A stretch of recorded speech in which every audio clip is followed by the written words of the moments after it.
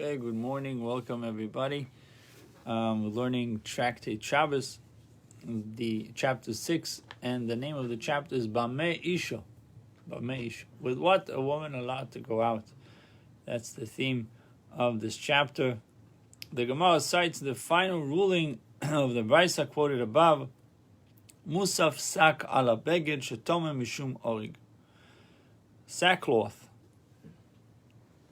cloth made from goat's hair, is more susceptible to tumah than garment cloth. So again, sackcloth, cloth made from goat's hair, is more susceptible to tumah than a regular garment cloth made of their fibers. In that sackcloth is susceptible to tumah as woven article. So there's two types of, clothing that is made out of goat's hair directly, and one that is made out of the fibers. So the fibers, the goat's hair have more susceptibility to tumah than a regular garment made out of fibers. Okay?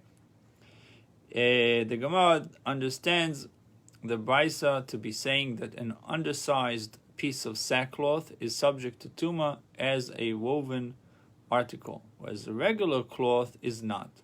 The Gemara therefore asks, Atu beged lav origu, is then a garment not also a woven article? Any garment is woven article. Why should an ordinary cloth not be susceptible to tumah if it is woven to be used specifically as an undersized item?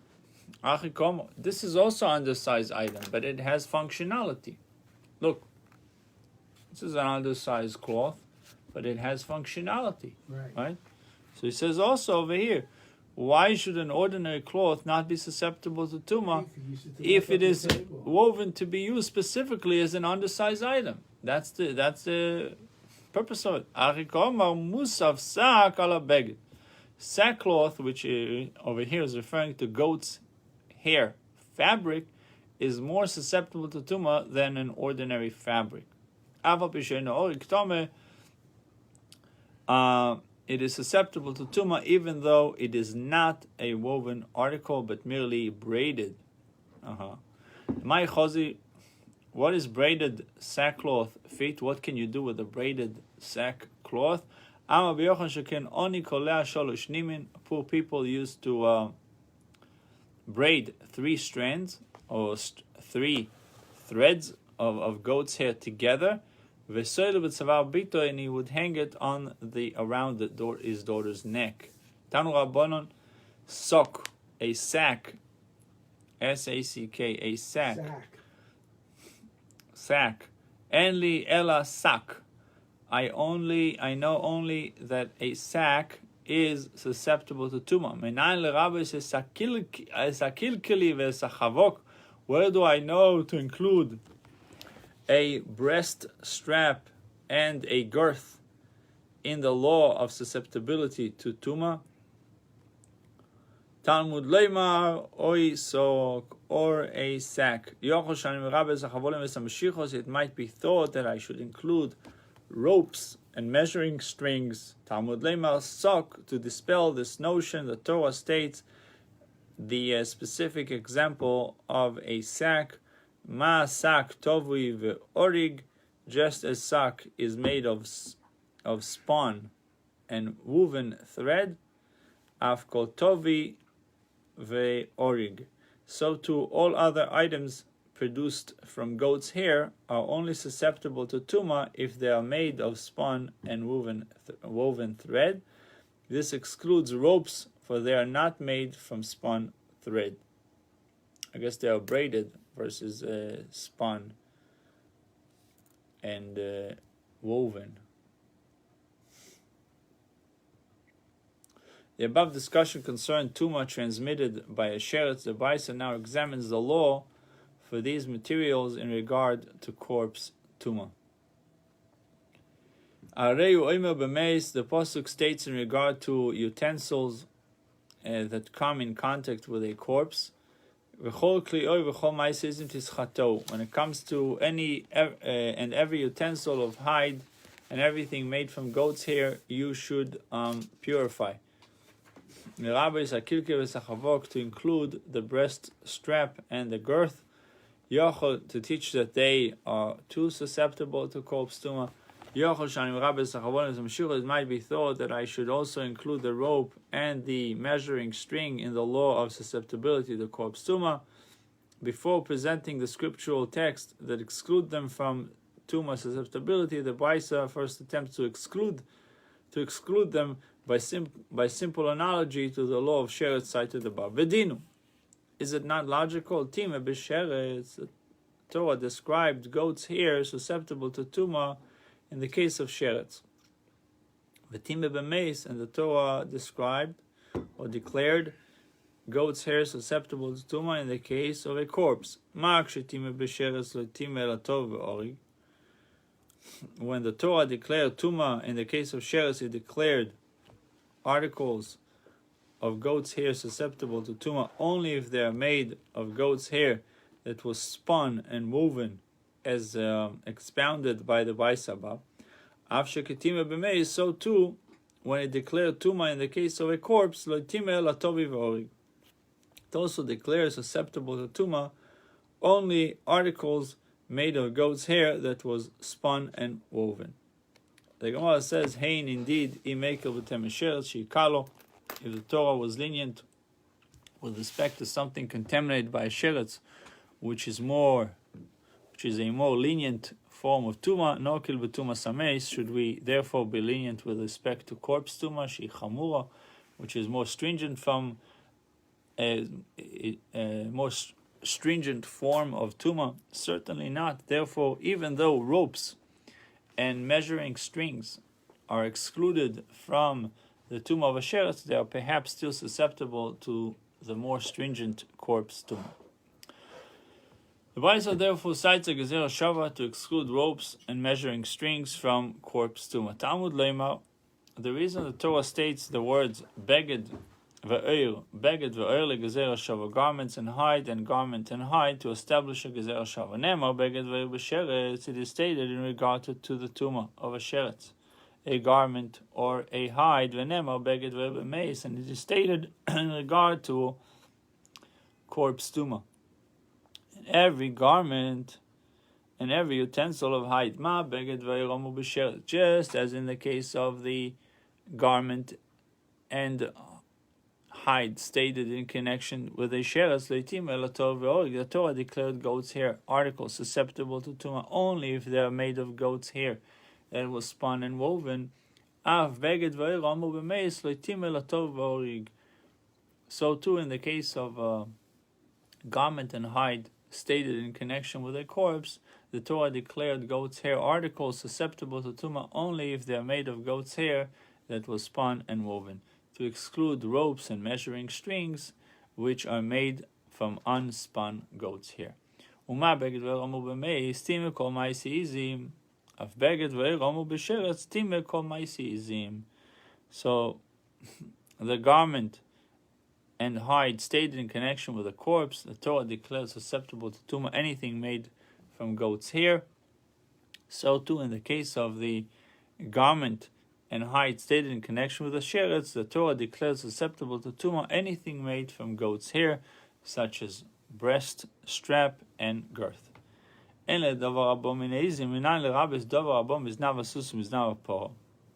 Where do I know to include things made of the tail of a horse or the tail of a cow? The Torah therefore states in regard to tumah of a sheretz or a sack. The word or serves to include articles produced from horse tail or cow tail. But we have already used that word or to teach that a breast, strap, and girth are susceptible to tumah of a sheretz. How then can it be used to include sacks made from horse tails or cow tails? That was so only before the Gezerah Shava was introduced.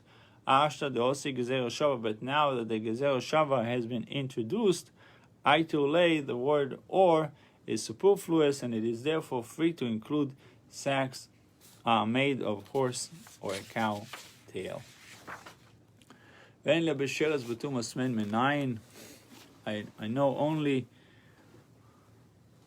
horse and cow tail articles in regard to the tumah of a sheretz. From where do I know to include them in regard to corpse tumah? Bedinu tima b'meis v'tima b'sheretz. Torah declared sackcloth susceptible to tumah in the case of a corpse, and the Torah declared sackcloth susceptible to tumah in the case of a sheretz. Just as when the Torah declared tumah in the case of a sheretz. Also, davar abo miznav asusum miznav apor k'ma'isizim. Torah treated things made from the tail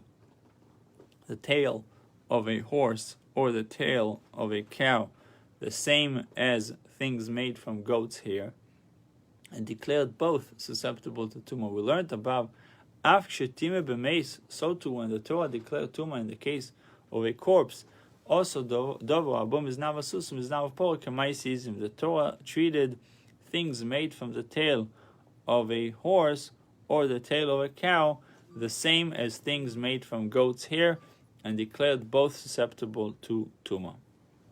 The Gemara says, "Hey, indeed, is this analogy compelling? If the Torah added articles made of horse and cow tail to the list of things subject to the tumah of nightfall, shimirubo, which is more common from form of tumah. Now with tumah shiva, should we therefore add it on our own to the list of things subject to the 7-day tumah shimwetus, which is a rare form of tumah? Certainly not. Therefore, even though articles made from horse or cow tail are included in the tumah of a sheretz, perhaps they are not susceptible to the less common form of tumah, that is, corpse tumah. Talmud Leimar beged ve'er.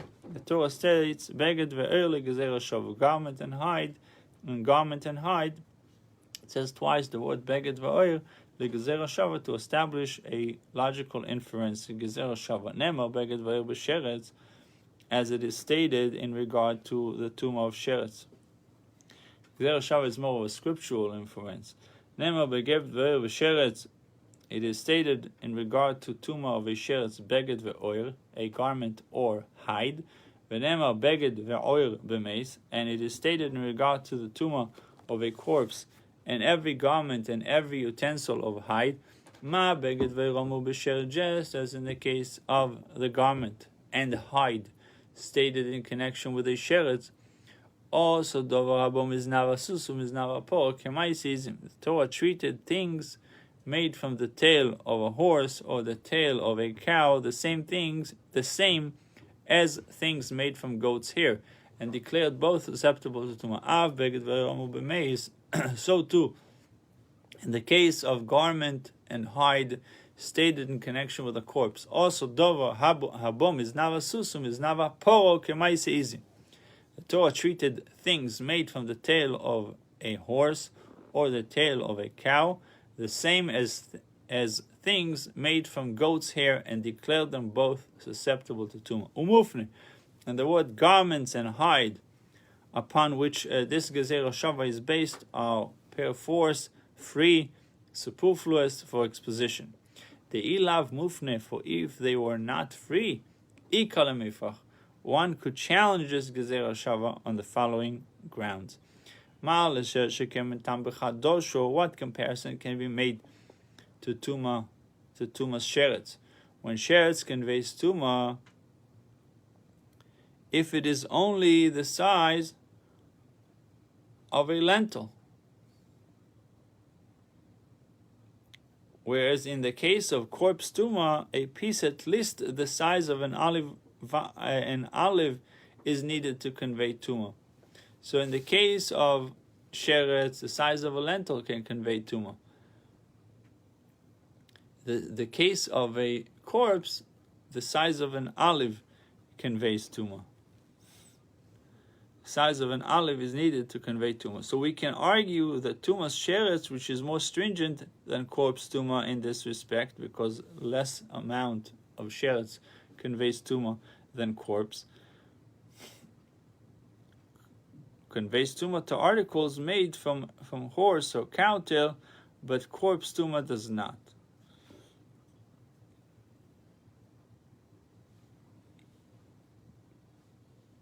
So the Gemara is really showing us that there is some stringency associated with sheretz more than with a corpse.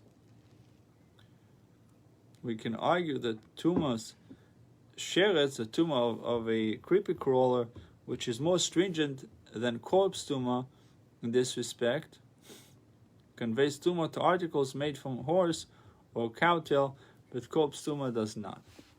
Maybe you will be able to convey tumah also to these articles, horse or cow tails. Lai afnuye mufne. In truth, the words garment and hide found in the passage of sheretz are certainly free, as will now be demonstrated. Mikti. Now let us see. Sheretz itkash l'shich vazer. The tumah of sheretz is compared by the Torah to the tumah of semen. Dichtiv ish asher teitzeh menu shich vazer. It is written, or a man from whom there shall issue semen. Usmichle ish asher iga bechol sheretz. And immediately next to it, it is written, or a man who will touch any sheretz. So two psukim, two verses coming together. A man, a seed comes out of him, immediately right after the impurity of a creepy crawler. And it's written concerning semen, and any garment or hide on which there shall be semen shall be immersed in water and remain tummy until evening. Accordingly, why do I need the words garment and hide that the Merciful One wrote in his Torah concerning sheretz, since their susceptibility to tumas sheretz can be derived from the hekesh comparison of sheretz to semen. Shma min alafnui. Learn from this that the Torah wrote those words in regard to sheretz to make them free to establish a gezer shava with a passage of corpse tumah. Ve'akti mufne mitzadechodu. But still, this makes it free only from one side. The situation is satisfactory according to the one who says, we may derive laws from a gezer shava that is free only on one side, and we cannot raise an objections to refute it. But however, according to the one who says that we may derive laws from such a gezer shava only when no objection can be made, but we may raise logical objections, if possible, to refute the derivation. What is there to say? The garment and hide found in the context of a corpse is surely free as well, as we will now demonstrate. Now let us examine. Corpse tumah is compared by the Torah to semen tumah. Dichtiv as it is written, one who touches anyone made tummy by a corpse, or a man from whom there shall issue semen, as it is written concerning semen, and any garment or hide on which there shall be semen shall be immersed in water and remain tummy until evening. This would suffice to teach that corpse tumah too can be transmitted to garment and hide. Accordingly, why do I need the words garment and hide that the Merciful One wrote in his Torah concerning corpse tumah? Learn from this, the Torah wrote them concerning corpse tumah to make them free to and available to establish a gezer shava. The words garment and hide are free on both the sheretz and corpse side of gezer shava, making it immune to refutation, We can therefore derive from it that articles made from the horse or cow tail are susceptible to corpse tuma. The Gemara digresses to expound homiletically a pasuk stated in the same passage as the verse cited above in regard to corpse tuma.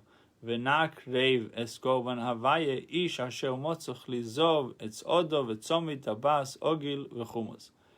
The verse states, so we have brought an offering for God what any man found of gold vessels, anklet and bracelet, ring and agil and kumas, to atone for our souls before God. And what is agil? Is ornamental cast of woman's breast worn over them. Kumas is ornamental cast of the womb. Support for this identification is cited in Targum Onkelos, translation of this word. If so, that kumas refers to a cast of the womb, this is why the word kumas is translated as machoch. A thing that leads to gichuch, to levity. Levity, 39. We also understand the Aramaic name for this ornament, machoch, to be based on the Aramaic word gichuch, which literally means laughter. Machach is an object that brings about laughter. In this case, the intent is that it causes leitzonus, levity, lewdness. The word laughter, likely like the word levity, is used here by the sages as euphemism for lewd behavior. See Gemara Avodah Zarah 44a. Amar le Rabba mugufi de krosh mamina. This meaning can be inferred from the wording of the pasuk itself. The verse itself says kumas, kan mokim zima. The word kumas can be understood to be an acronym of kan mokim zima. Here is the place of lewdness. That's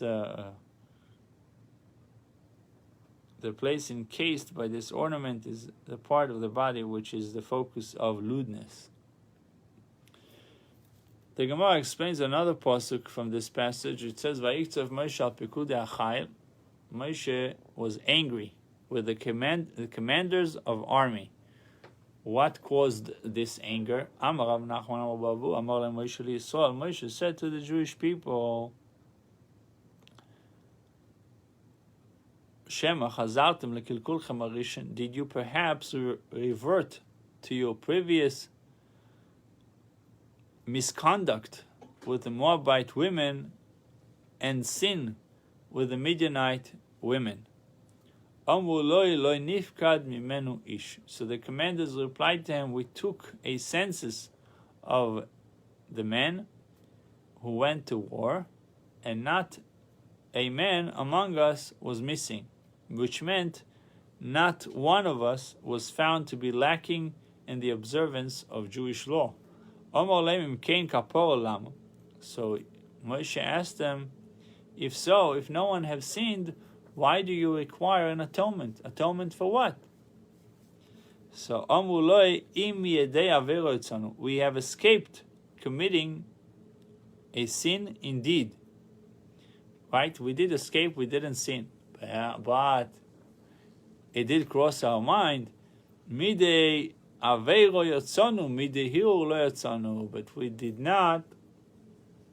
were not completely righteous from a contemplation of sin. We have not escaped improper thoughts. Miyad v'nakir v'skoban avai. Immediately afterwards, it states, we have brought an offering to God to atone for these thoughts. Why did the Jewish people in that generation needed atonement? Following the campaign against Midian, require an atonement. So the Gemara says, Shezonu einayim mino ervo. They feasted their eyes on lewdness in their conquest of Midian. So they watched, they saw things. That was the issue. Not that they did anything, they just saw things. Why did the Torah list the outer jewelry, the ring, together with the inner jewelry, the kumas? To teach you, this is a rough one, and it says, listen to this, Shmuel, listen to this. Whoever gazes at even the little finger of a woman, the place where the ring is worn, like the pinky, Ke'ilu is considered to be like the one who gazes at the place of her nakedness, the place where the kumas is worn. So, but that's only if you mistakel, if you're looking to derive benefit. The Rambam explains that if you look to derive benefit, enjoyment of her beauty, that's a problem. If you look at her as a person, regular, there's no issue. You shouldn't objectify.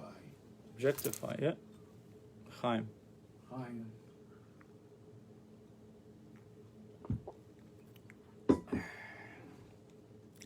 New Mishnah. Yoitza isho b'chuti seo. A woman may go out on the Shabbos with her hair braided with strands of hair. Ben mishalo, ben mishal chaverta, whether it's her hair or extension from another woman. Ben mishal beimo, or whether it's the hair of an animal.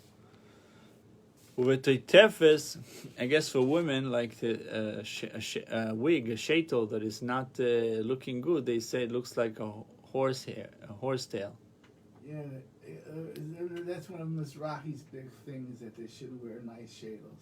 With a tefes, is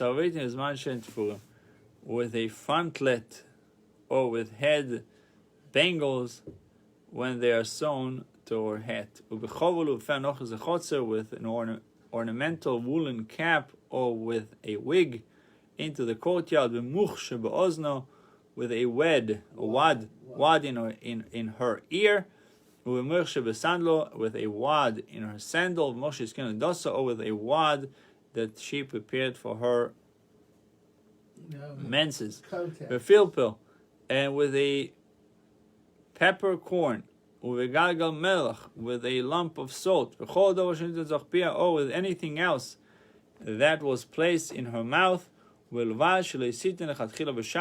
provided that she does not initially place it there on the Shabbos. And if it fell from her mouth, she does not return it there.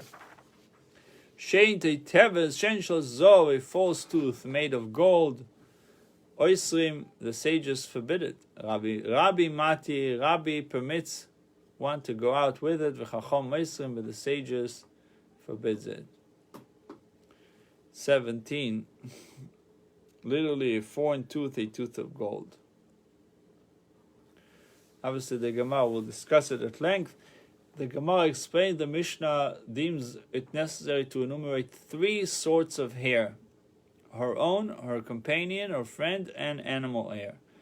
Why do we need 3? If I mention her hair, I say because it's not repulsive, that's why it's not repugnant practice, it's her hair. But walking around with her friend's hair, it might be repugnant. I would say that she's not allowed to, that's why it was mentioned now. But if I say that she is allowed to go with her companion hair, the Vasmin, I would say it's still a human being wearing a hair of another human being.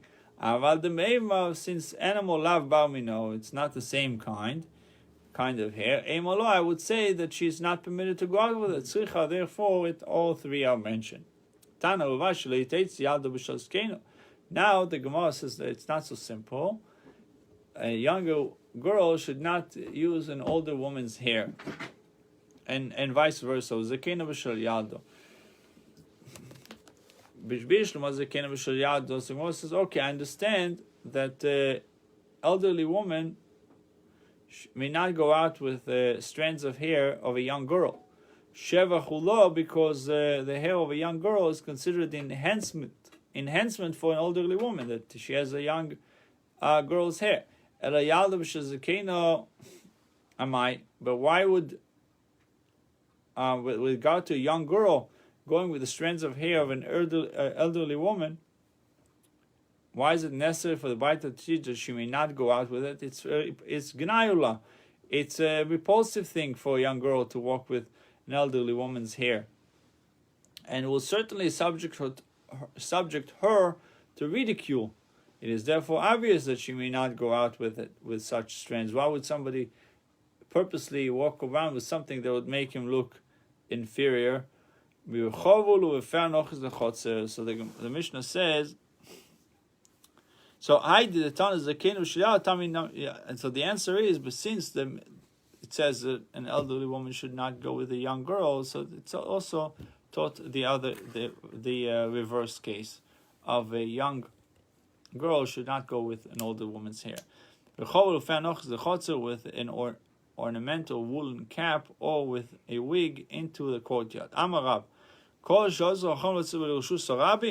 anything which the sages prohibited one to go out with into a public domain, also it is similarly prohibited to go out with it into the courtyard.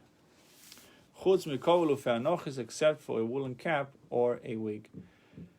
Dissenting opinion Rabbi Anoni bar Shoshen Mishmei Rabbi Shmuel Rabbi Yosi Omar Hakol Kechovul. All of the items that the sages prohibited are like a woolen cap. They are prohibited in a public domain, but are permitted in a courtyard. Tanu Tenan Ucholu Fanoch is a chotzer with a woolen cap or with a wig into the courtyard. This is understandable according to Rav's opinion, which fits well with the implication of the Mishnah. Rabbi Anoni bar Sosin, according to Rabbi Anoni bar Sosin opinion, which permits all of the prohibited articles into a courtyard, not into a public domain, but into a courtyard. Kasha, there is a difficulty, for his ruling is contradicted by the implication of our Mishnah. Rabbi Anoni bar Sosin, Mishmei the man ka'omorle, Rabbi Shmuel Rabbi Yosi Tanuhu Upale. Mishmei Rabbi Shmuel Rabbi Yosi. He said it in the name of Rabbi Shmuel, the son of Rabbi Yosi. Rabbi Shmuel, the son of Rabbi Yosi, is a Tana, and he disagrees with our Mishnah. He is allowed to disagree with our Mishnah. Rav Maishno Hani. Rav, why are these?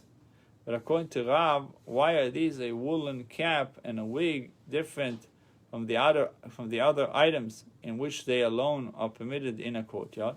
The rabbis permitted these ornaments in order to ensure that a woman will not become repulsive to her husband through her complete lack of adornment. The Torah states in enumerating those who became contaminated through bodily emissions and the menstruating women in her state of nida. The early elders said that a menstruating women may neither apply the eye makeup or nor apply rouge. Rouge. It's like a red. It makes their cheeks red. Nor adorn herself with colorful clothing, so that she will remain in a state of separation from her husband. Shouldn't be too tempting. You're right. Rabbi Akiva came Rabbi Akiva and said, if so, you will make her repulsive to her husband. Eventually, her husband will consequently divorce her. There's a lot of times when people think, okay, I caught the guy, or the girl, the guy think I caught the girl, now I can just do whatever I want, I dress the way I want, to look lousy, and it's not so, because as the Gemara says, a person is being judged every day. It's on all levels. You're also being judged by your spouse every day. If you look like a decent human being, she wants to live with you. You look like whatever, and she doesn't want to live with you. And the same thing with her. Right. You walk around, she walks around with schmatas. Why would you want to be with somebody that... For 2 weeks to look at that, it's not nice. That's the point Rabbi Akiva says. Nimtza ba'alon gashan, her husband will consequently divorce her. Right, who wants that? So rather, what does the Torah mean to say when and the menstruating women in her state of nida, she remains in her state of nida of tuma until she immerses herself in water of a mikvah. Right. She is permitted, however, to adorn herself even during the period of her menses. Right. So she's out to look very decent. Right. And And then everybody else knows she's in nida too. No, yeah. Why should the whole world know that?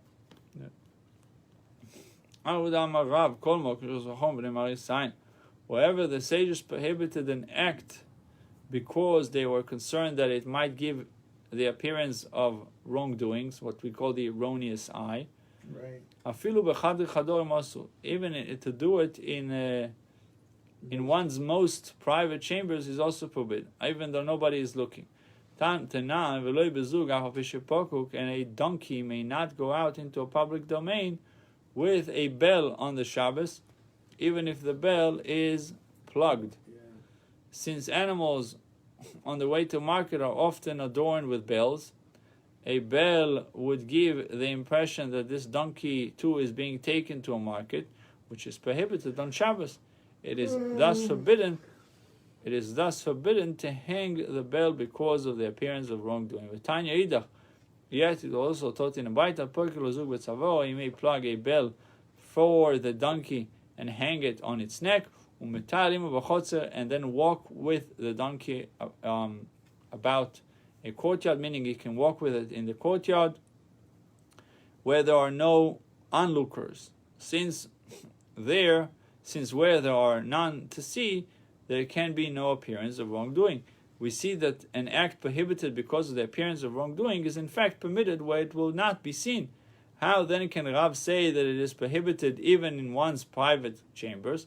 Tanoi, this issue is actually the subject of a dispute between Tanoim. The Tanya, it has been taught in a Baisa, Sheikhatan B'chamo, if one's clothes become soaked with rainwater on the Shabbos, one may spread them out in the sun to dry in a secluded area.